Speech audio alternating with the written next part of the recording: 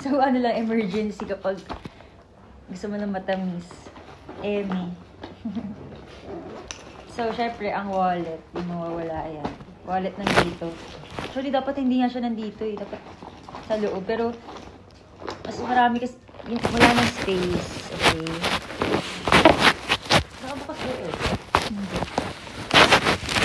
So, and then, syempre, yung salamin.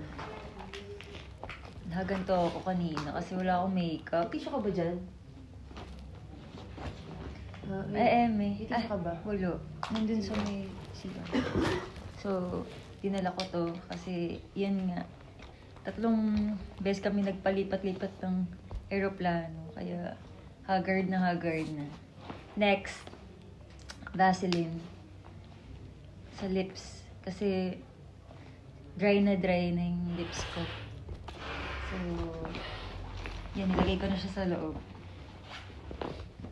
Hindi pa pala. Kitang-kita. Kahit yung Eto. setting spray ng oat mo eh. Ganda rin. Sorry, inuubo na ako.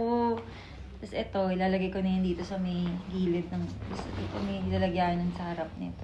Hindi naman nakapagpalit ng pants kanina. Ito, ano to? Special liners from Novo Dental.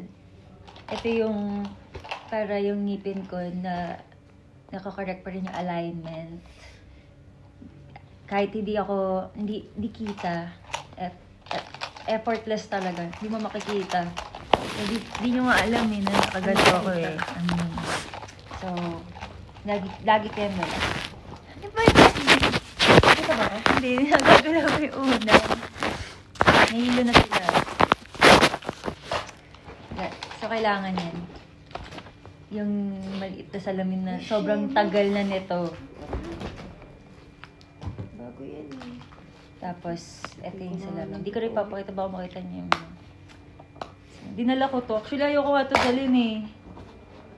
Pero sabi ko, dalhin na nga. Next, yung kakabili lang yung ate ko na setting spray.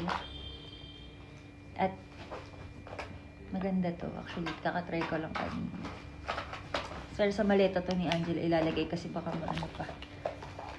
Tapos, ito yung pinakamamahal kong blush on from Flower Nose. Ubus na siya, guys. Pero ang ganda nito at ang tagal, ah. Ano sabi na Sophia? Hindi ko pa nakakita yung messages. So, ito, napatito siya sa makeup. Ano mo, hindi ko na paano nangyari ito, nagganto na yung makeup kit ko. Kasi nagmamadali kami. So, tsaka ko nipapakita yung mga nakalagay dyan sa loob. Pag, siguro sa, next live na. Kasi, magulo. Parang pag-iisip ko ngayon, gulo-gulo. Ano ko makeup remover? Oo, yun pala. Pero buti na lang panghilawas ko. So, ilalagay ko na yun sa bag para ano na talaga, rekta na. Pagising. Ayun. So, lesson learned, kailangan magdala ka pa rin ng makeup na panlaban kahit pa paano kapag may flight. Pero kapag may sakuna or something. Tapos ito na, mga meds. Kasi dapat ito pala nilagay ito. Na-miss ko nga yung isa kong umagang medicine. Ito ko nilalagay para... Ay, buo ko pala nandito. Tapos, yung mga chargers. Buti na lang nilagay ko sila dito. Look. Power bank. Charger. Malaga to. Dali ko na yung mga makeup ko ah. Oo. And then, eto, lagay mo to sa maletang. 80 ml. Baka ano pa. Tapos yung phone. Nilagay ko dito. Kasi bago pa to, guys. And, wala pa siyang tempered glass. And gan talaga kapag may phone. As in, maingat ako sa... May tao. Ay, wait lang. May tao, guys.